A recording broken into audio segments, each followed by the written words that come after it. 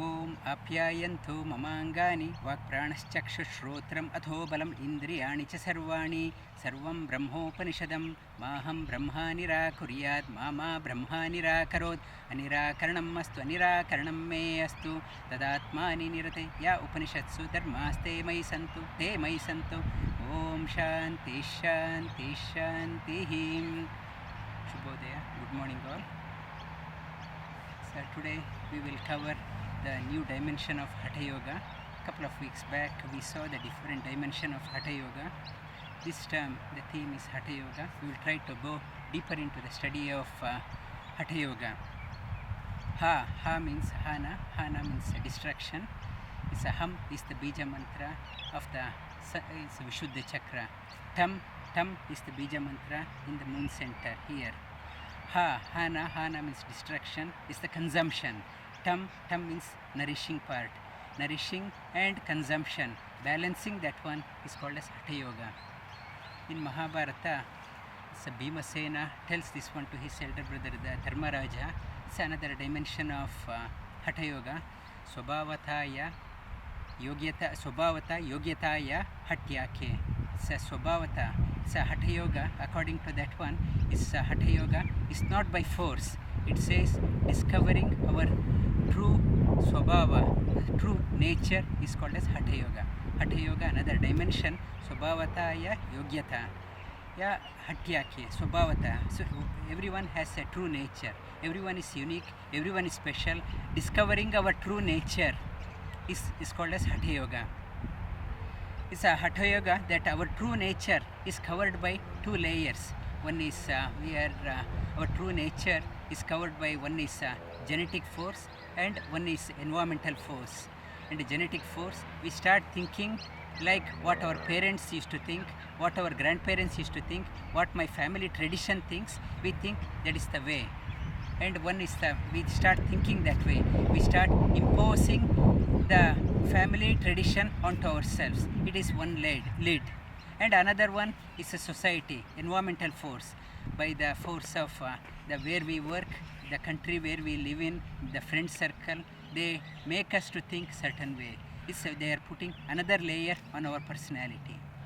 It's this life. I am born in India. I think like India. India is the best country. I am born in a Hindu family. I think Hinduism is the best one. Perchance, if I am reborn in other country or in other religion, I start thinking that way. It's a true potential, true nature. It is, we have to go past these ones and discovering the true potential, true nature. That is called as Hatha Yoga. It's not conditioned nature, it is unconditioned nature. That is called as Hatha Yoga. Hatha Yoga, to discover that one, it's Patanjali says intense practice is required. Hatha Yoga text says nirantara practice, intense practice is required.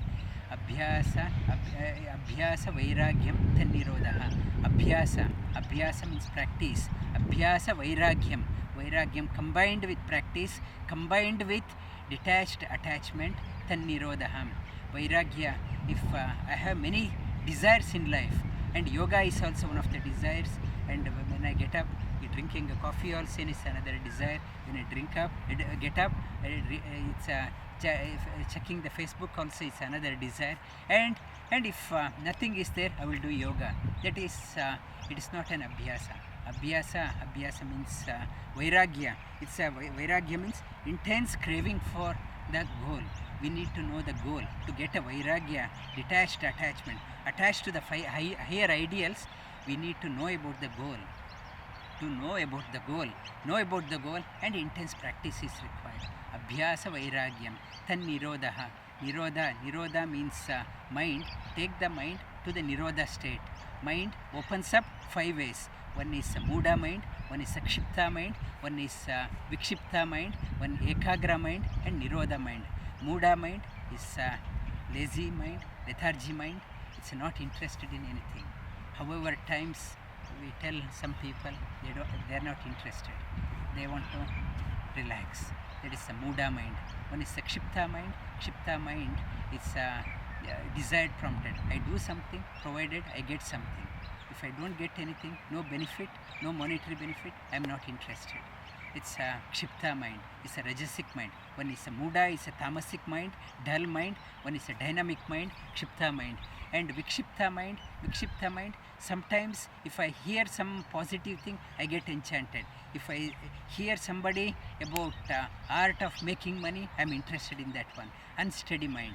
It's a sometimes good, sometimes dynamic. Unsteady mind. Further advanced is ekagra mind. We get to hear people saying that I used to do yoga 3 years back. Now I stopped. I'm doing something else. It's an unsteady mind. It is ekagra. Concentration remains for a certain period and drops off. Ekagra. Further higher than that one is a nirodha. The goal is fixed, come what may. This is the task for my life. I won't give up. I won't give up, come what may.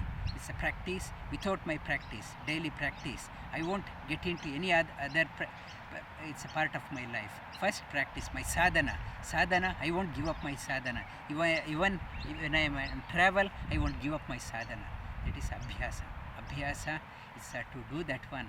We need it's a motivator is required. Role model is required. Ideal teacher is required. It's inspiration is required. When we have an inspiration and when goal is set, that abhyasa happen. Abhyasa vairagyam tannirodha. Abhyasa, Sri Krishna in the 6th chapter, Arjuna says that one. Sri Krishna, what you say is great, but it's difficult to practice. Sri Krishna says, yes, it is difficult to practice, but abhyasena tu kaunteya vairagyena cha grihyate. Yes, it is difficult, but practice. Don't give up. Be strong, physically strong, mentally strong, spiritually strong. Then abhyasa happens. Abhyasa vairagyam. Abhyasa practice is coupled with vairagya. You can achieve that goal. It's a Hatha Yoga. Secret behind that one is a perseverance. Don't give up.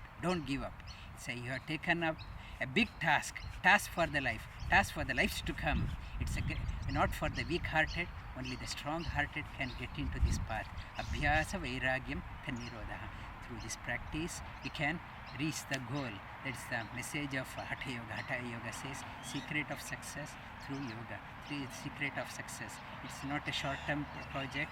Even if we are working in the work life, maybe 30 years we work, but we live beyond the work life. We need to have a target for our life, not just for 30 years until I retire. Beyond that one, target for my life. When I am 80, I should have a project. I should start developing that one project for the life.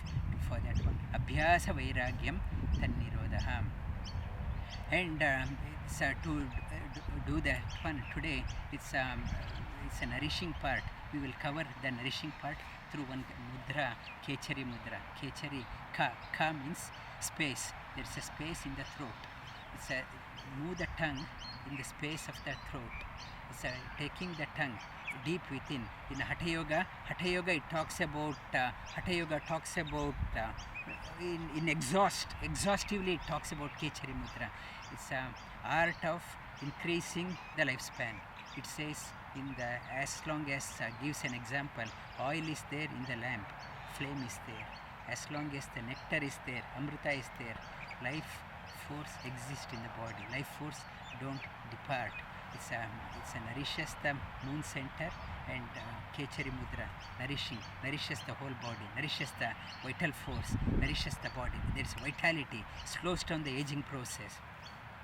And while doing this one, we have to elongate the tongue. Elongating the tongue is stretch out the tongue as much as you can. As I previously said, every day with these 3 fingers, pull your tongue out.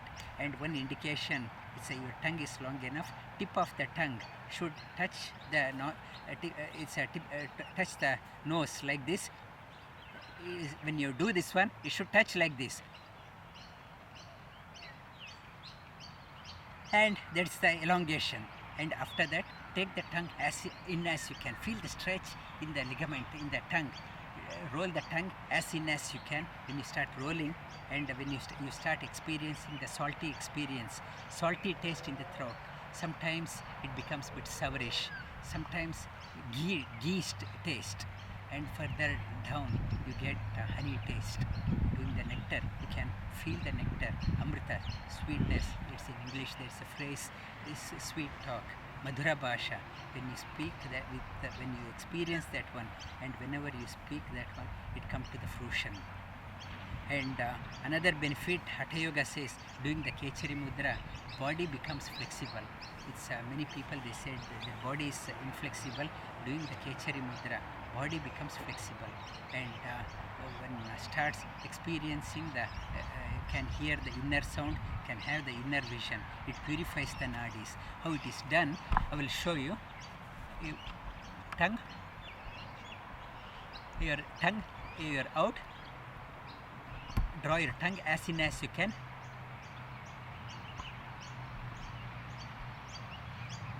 Roll the tongue as in as you can, and head up.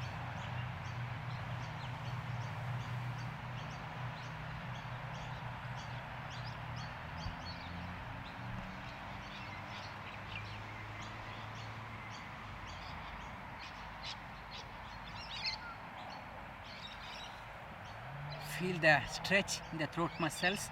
Draw your tongue as in as you can into the space of your throat. You're trying to block the air passage, and you experience the stillness, calmness, serenity, and peace within. Doing this one, it's a nourishing part. Hatha Yoga talks about how to nourish the body, activate the moon center, thumb. How to do that one? Through the Khechari Mudra, like draw your tongue,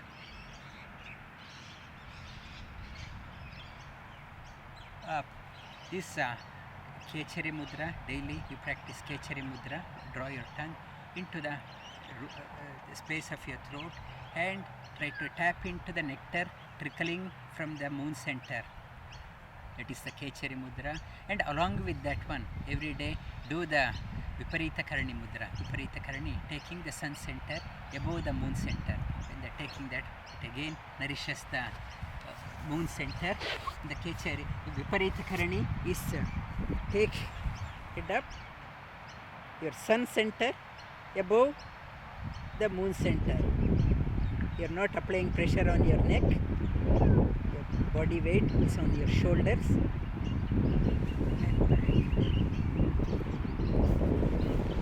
This is Viparita Karani Mudra and Khechari Mudra. Every day you practice it.